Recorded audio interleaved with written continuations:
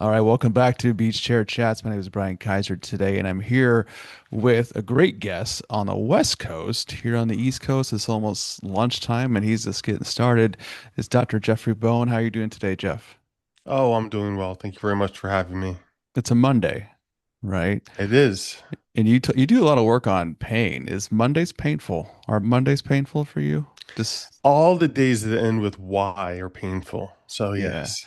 Yes. We'll talk a little bit about the work that you do. I know you're a doctor, or you have a clinical psychology in illness, right? Chronic illness and fatigue. Could you talk a little about the work you do? Well, I do have that background. I have a doctorate in psychology, but right now it's just chronic illness coaching as I shift to like the last chapter of my clinical career here.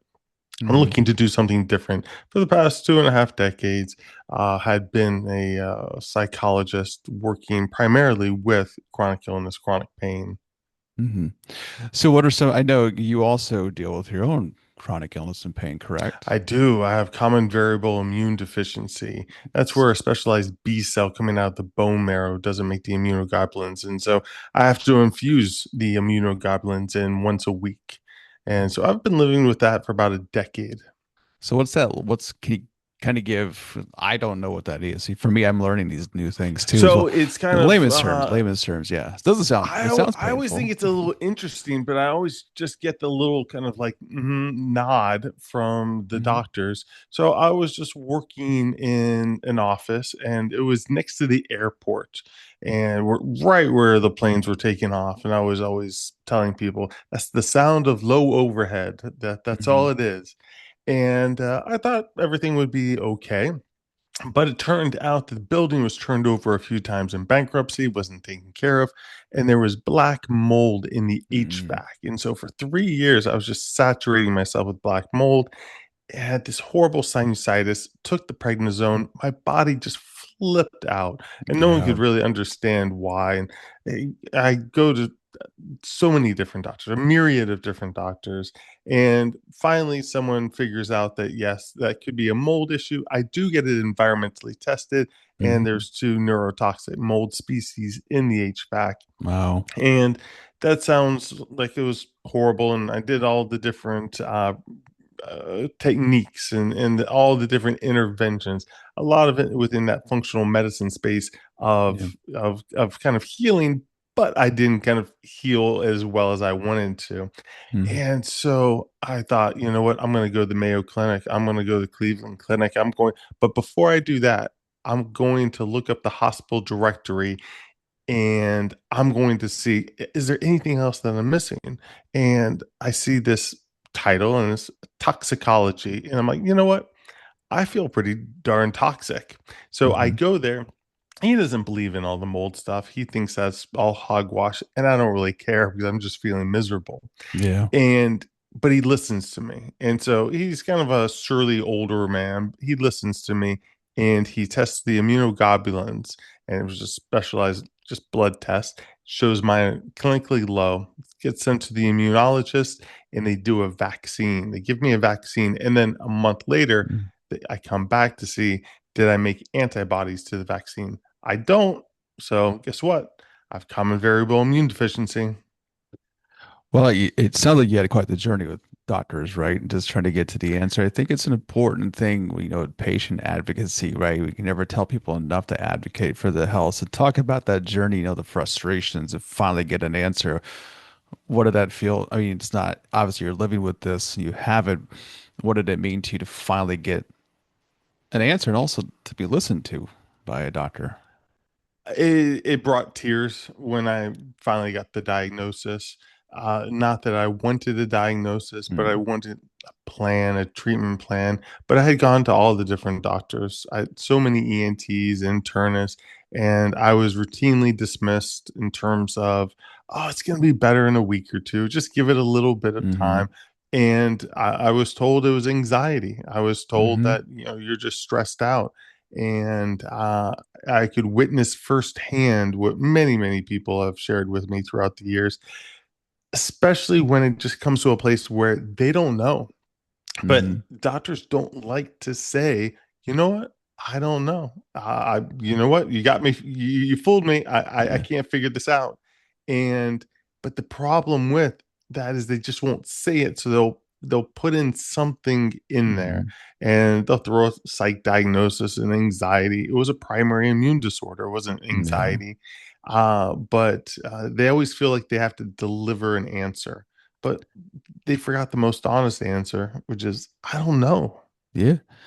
And that's the case too. And you know, I know some doctors over my lifetime too as well. And I think some are like specialists, right? And they only know that. And so they Yes, may not know the general practitioner language because everything is like, say, I'm a cardiologist. I know all there is that there is about the cardiovascular system and the symptoms and things that relate to that, right? But maybe not be able to diagnose like this. And like I said, the ego sometimes, and is, I guess, apparently on Threads, it says National Doctors Day. Um, but there is that kind of that sense of ego that I have to give a diagnosis. I have to have there an is. answer. And sometimes they always the insurance purposes. We're going to do the basic treatment, like talk about prednisone. We'll just put you on prednisone and start that plan first. And then you go through the steps. I say, I always when I've gone in for ortho before, it's like, yeah, I know you're going to do the cortisone shot. We're going to do an x-ray, right? We have to do that first. And we The got to do usual this. rigmarole, And yes. then you have to, if that doesn't work, then we'll do the MRI. And at the MRI, then we'll do surgery. So we got to do X, Y, and Z steps. And as a patient, it can get frustrating because you know, you live with it. And it is also anxiety. You know, it comes And with it because you're living with this pain. And so that's just natural to feel anxious is because you want an answer and you just don't know. So to get that is a good thing. But yeah. absolutely, and they'll be right most of the time following the decision tree because they Mm-hmm. just have their basic decision tree of like, okay, here are the steps and this is what we're looking for. But there are going to be just more than a handful of individuals that just don't fall within that decision tree.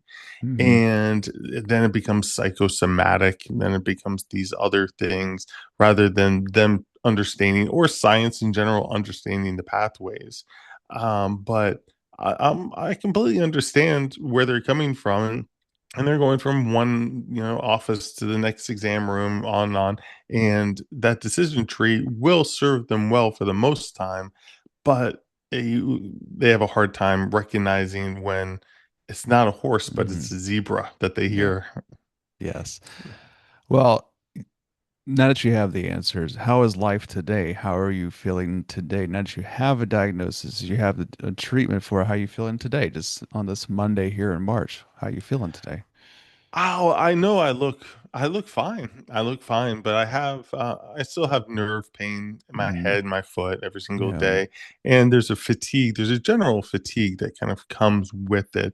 That is not the debilitating fatigue that I had when I was very sick. When I was Hmm. very sick, if you told me I had to drive 10 miles to save the world, and I had to hit this button, the world wouldn't be We'd here. be dead, yeah. And I almost shut everything down because the fatigue was so bad. It was overwhelming.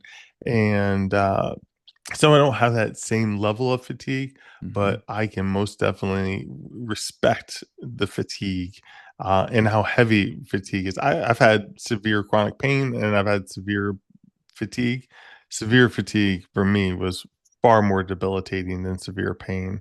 As odd as that may sound, as if someone's never had severe fatigue. So I don't have that, but I'm functioning overall fairly well, fairly well.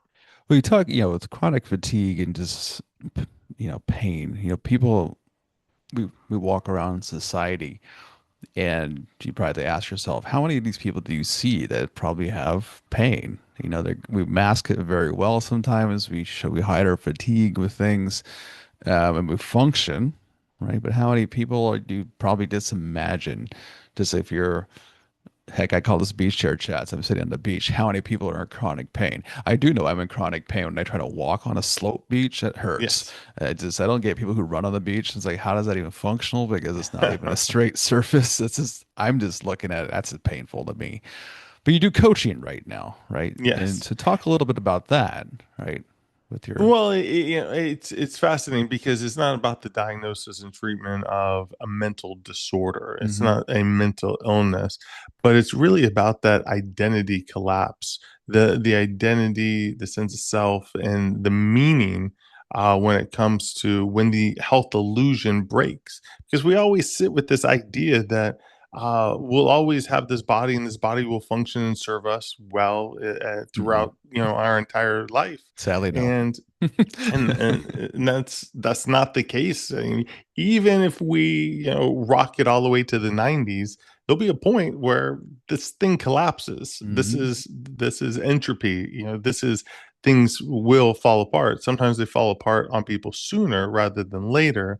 But then you get into this world of how society's culture, the culture and society has trained us, Hmm. domesticated us in terms of how we perceive ourselves and how we perceive value within ourselves, and which is usually tied to productivity. Get Hmm. the good grades so you can get the job, Hmm. and get the job so you can get the paycheck, and and society will give you the thumbs up. Hmm. Well, it's great until you fall out of that routine, and Yeah. then you're then dealing with, well, what's my worth? What's my value? What's my Hmm. lovability? Who am I? And trying to figure out that story. And there Yeah. is a lot of storytelling associated with this Hmm. because there's no one, yellow brick road. It doesn't exist. There's no one box. There's no one answer. There's no one thought record that says, here's the order to your chaos. You have to reorder your chaos. It's like that interview question you get. I always have that. What's your goal for a 5 year question? And it's meant to be a reflective question. I always made the mistake of answering that question wrong because I always had like a plan in mind. And it's more reflective in the sense when I worked at Yale, the guy told me in the dean's office, you need to answer from a reflective standpoint of where you're at 5 years ago and how you got to where you're at. Right. And the idea was, I always say, in 5 years from now, do I still have the energy and the drive? Right, for what I'm doing and a passion. You talk about fatigue and getting those good grades, doing these things and achieving so much. But sometimes we get burnt out. We get almost like we hit plateaus in our workplace. We hit plateaus in life and relationships that you just have to find ways to reinvigorate. Like that storytelling is huge because we all have a story to tell. And I think even for my own self, the work that I do, I'm always thinking of something more to do or creative. Even doing this is a passion project. It's just something else to provide energy, right? Or excitement to life, Or but meaning. meaning, right? And Sure, the, stories the are, brain is that problem-solving machine, yeah. and where's a place that we could develop that sense of meaning and sense of purpose that Hmm. it gives us during the brief time, the brief window of life that we have, Hmm. that we feel like we're doing something productive, meaningful, and it may serve other people, but it may serve us as well, and that we can control it, that we have freedom and free Hmm. will to be able to control it. And that's the beauty of life, right? We wake up every day, and we have opportunities to do that, to create, to try something new, to go through the mundane parts of life. But it's just that ability to go forth and try stuff, to be, to explore, to Be um, curious. yeah, to expand our intelligence. I still, I joke about the idea like the body does decay over time. Unfortunately, when I teach psychology, the third part of a lifespan, I hate teaching just for the mere reality of like, I'm like reflecting on myself now on the back nine of Yes. body declines, cognitive abilities start to go a little bit, Absolutely. emotions change because unfortunately, you can't buy new bodies on Amazon yet. Don't say that. It might actually happen. Who knows? But it's like a car. You maintain a car, you get a new part, but the human body is designed to collapse over time, right? But how do you Yeah, take care of it? memento mori, which Yeah. is, in all things remember death. Mm-hmm. And that gives us, it's not supposed to be sad. It's supposed to be, this is meaningful right Mm-hmm. now. Mm-hmm. And this is the way it's always been Yeah. throughout, the Homo sapiens Mm-hmm. experience here on planet Earth. And we have it easier. We're the Yeah. ones with hot water and toilet paper. I know we have the essentials to make our life simple. almost too simple sometimes without. Too simple because then we can get lost in the meaning. And the Mhm. human condition is plagued by being able to ask more questions than what we can answer. Well, I was interviewed somebody recently on here about just like the influx of technology with kids, right? And the lack of problem solving, the lack of outdoor play, of creativity, sensory development. We get lost in all these simplistic things and we forget how to do things, or learn how to do things. So it's catch 22 as we get older too, I've and how that. seen articles just recently where kids don't know how to work a basic, standalone computer, Hmm. how to work with files, how to work with, Hmm. Excel and work with some things that you would think that because they have technology all of the time, but basically they have apps and it's been Hmm. overly engineered to have no friction. And Yeah. with no friction, there's no problem solving, there's no Hmm. creativity, there's just mindless consumption. It's kind of scary to feel what the future looks like of future leaders. But, when you think about it on the sidebar of that, so the work that you do, what are some of the, when you work with people and you hear their stories, what are some of the common things that people bring to you that they struggle with the most? I think it is that loss of freedom. It's I always come at it from an existential kind of perspective, but it's the loss of freedom and the loss of identity. There's a lot of grief, then there's a lot of chaos and uncertainty of what comes next.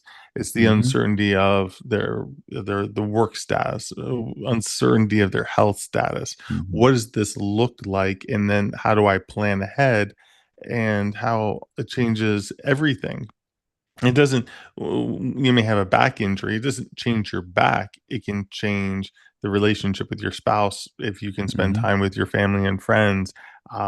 Just are you spending time outside your room? Can you work? Can you drive? How far can you drive? It just goes, the list goes on and on. Hmm. It doesn't change one thing, it changes the whole story.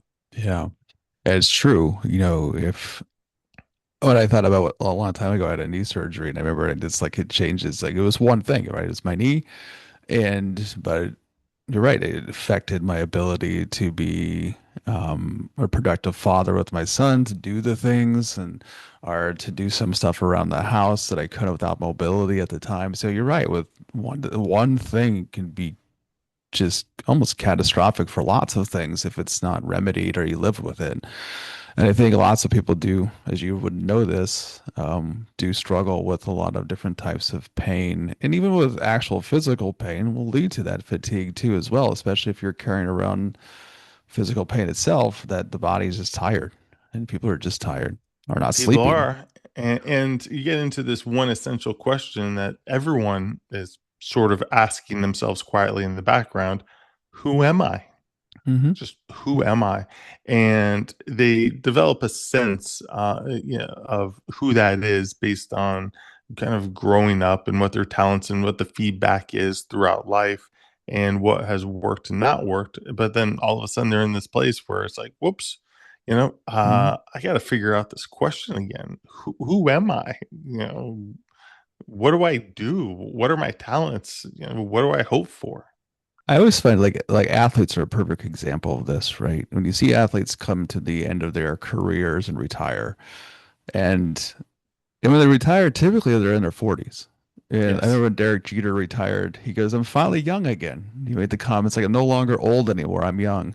And he is. He's 40s, he's young, but in those spaces, the identity of even an athlete, right? And to go through pain or just fatigue and not even the same capacity or the abilities to perform at the same level to actually retire and now try to find something to do. I think retirement's a huge thing for people. Like, what's next? Like you talked about that. What do people do with the next chapter of their life when something ends and then they go on to the next thing to do that? So, for another thing that you do as well, and kind of tie into some of the interesting things that you are up to these days, you also have a podcast as well. So, we're fellow podcasters. It's To the Bone, right? To the Podcast. bone conversations on pain, illness, and meaning. Yes. And I just take basic concepts as it may be a philosopher, it may be a book, Mhm. and I treat it as it could be 15 to 30 minutes, but I Mhm. usually aim for that 15-minute mark, plus or minus some, where it's my mini TED talk of sorts, Yeah. where I can kind of put out some information that one, I'm curious about and I can learn, and two, that I can share with other people that are going through the journey of dealing with chronic illness themselves. Mhm. And you just never know, right? It might find that one person who needs it. You know, the art of storytelling, the art of sharing information for people to consume.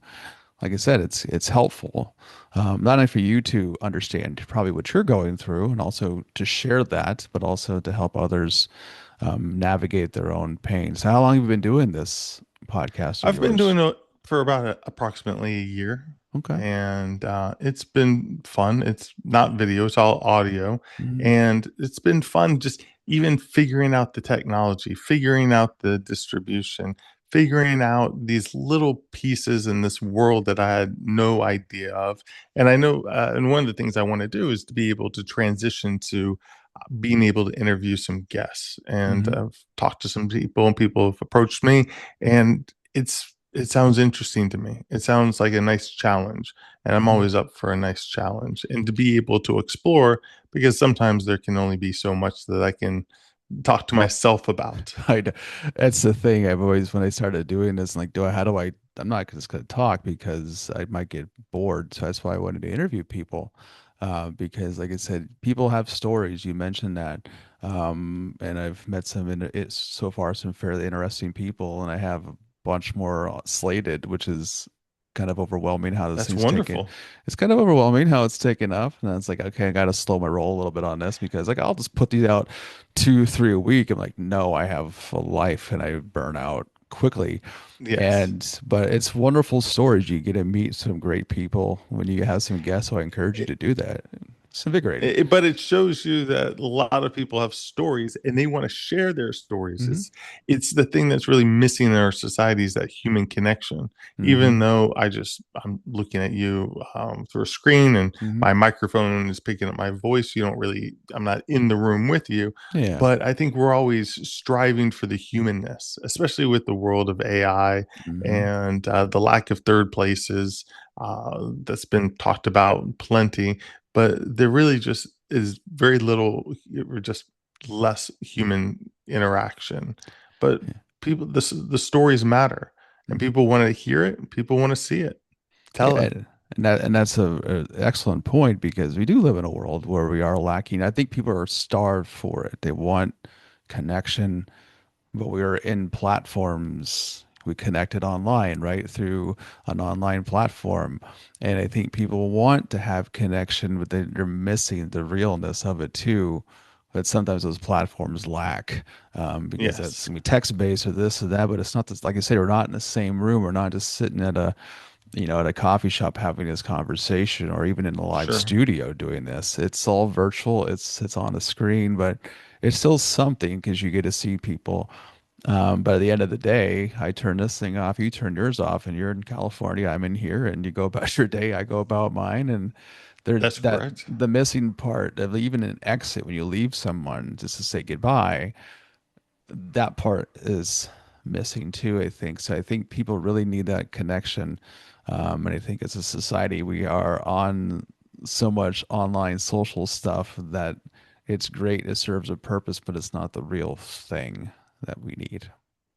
It really isn't. It's nice to see a line.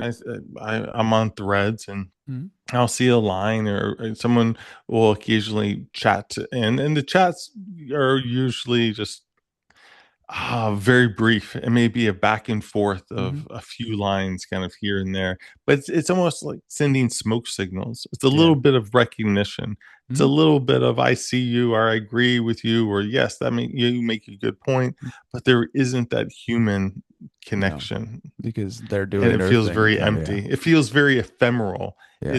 It's like eating cotton candy for dinner. Hmm. Yeah, and like I said, they could be it could have been your post that popped up at that time. Like, okay, cool, I saw it, and I'll respond to it. They may have never seen it if they didn't see it, and they go about their day, scroll through things, and they go about. whatever it is they're focusing on with real things. Like, and so and that's I think there's also a fatigue with that with social media. There is a fatigue level of overconsumption of just information that comes at you, which also is a form of fatigue.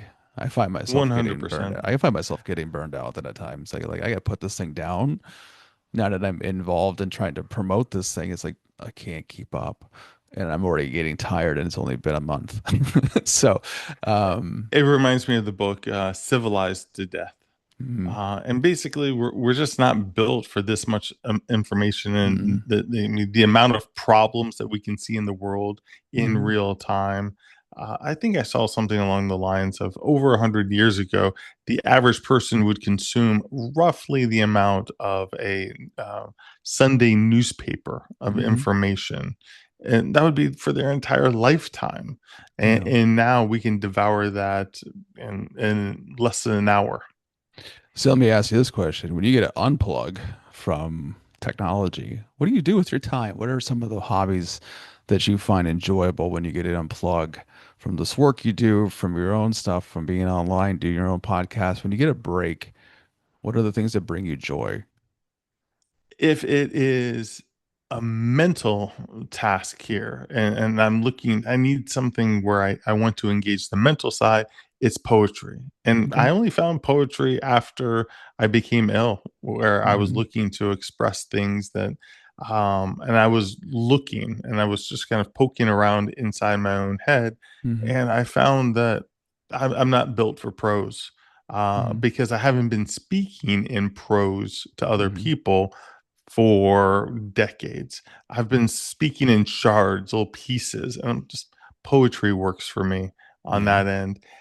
And since I'm 50 years old, of course, one of my main hobbies is walking Mm-hmm. because walking is actually enjoyable when you're Mm-hmm. 50 years old. Mm-hmm. It's nice to be outside and it's nice to go for a walk. And then if I'm really looking to shut myself down, I'm burnt out. Mm-hmm. It is the acupressure mat that I just lay on in bed Mm-hmm. as I'm listening, usually to instrumental music. Mm-hmm. I don't want lyrics. I don't want you to tell me how I should feel. I want I want jazz music. Yeah. There's a band called Hermanos Gutierrez, Mm-hmm. and it's just kind of clean guitar sounding music. And I just want to sit there and just allow the sound waves just to gently massage my cortex Mm-hmm. as I just lay there on the acupressure mat. That's my favorite way of just decompressing. Well, I think that's, when you, as we age, or as I like to say, when the days of the calendar flip every day, I like to say Yes. aging or getting older, term quotes, you know, we like to slow things down, going for walks versus going for runs or sprints, going for a walk. 'Cause it's slower. You can take more of it in when you're outside.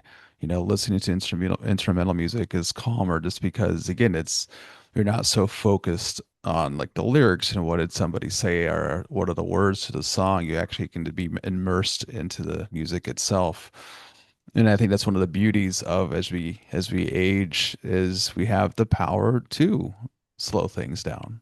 And it's a choice to do that, which is why I like the concept of the beach chair Yes. concept of just sitting at the beach and taking it all in and not have an agenda and just hear the sound of the waves crashing. I mean, I live by the water, so I can see it. And I'm fortunate to have that I can take it in every day. And this is the beauty of it all. Oh, absolutely. I remember when I was younger, I was watching Jurassic Park Hmm. at home, and my dad walked in. He's like, "Oh, I can't watch this. This is too stressful." And we were laughing. It's like, "What do you Hmm. mean this is too stressful?" Now I'm older, and guess what? It's too stressful. I don't want that adrenaline Hmm. release. I don't want that tension, that Yeah. uncertainty. I don't Yeah. want scary movies. I don't want action movies. No, no, no, please. It's documentaries, Hmm. documentaries or something funny. I don't want to pour that other stuff into my nervous system Yes. because I'm fried as is. So let's be the walk at the museum. It's like, oh Hmm. yeah, yeah, I could not understand why that there was a bench in front of a piece of art and Hmm. someone's just going to sit there and look at it for 10, 15, 20 Hmm. minutes. That's insane, my younger Hmm. self would believe. Oh yeah. Now, I think that would be wonderful. I would love to do it. Sit me in front of a Rothko and let me just kind of sit there and just think about it and what he was thinking about, what his aim was, Hmm. and then how do I respond to it? What does it evoke within me? I can absolutely do that and And slow it down. and it's a great way to, as we end this episode, slow it down. And I think that's a great way to end it. And, Jeff, it's been a pleasure having you on. I hope you continue to slow it down and take those moments in. And thank you for being on today. It's been a pleasure having you, and try to enjoy this Monday as much as you can. Well, thank you very much, sir. Thank you very much for these wonderful questions and hosting me here for this Monday morning. And I wish you well with the rest of your day. All right, you too. Thank you. Thank you.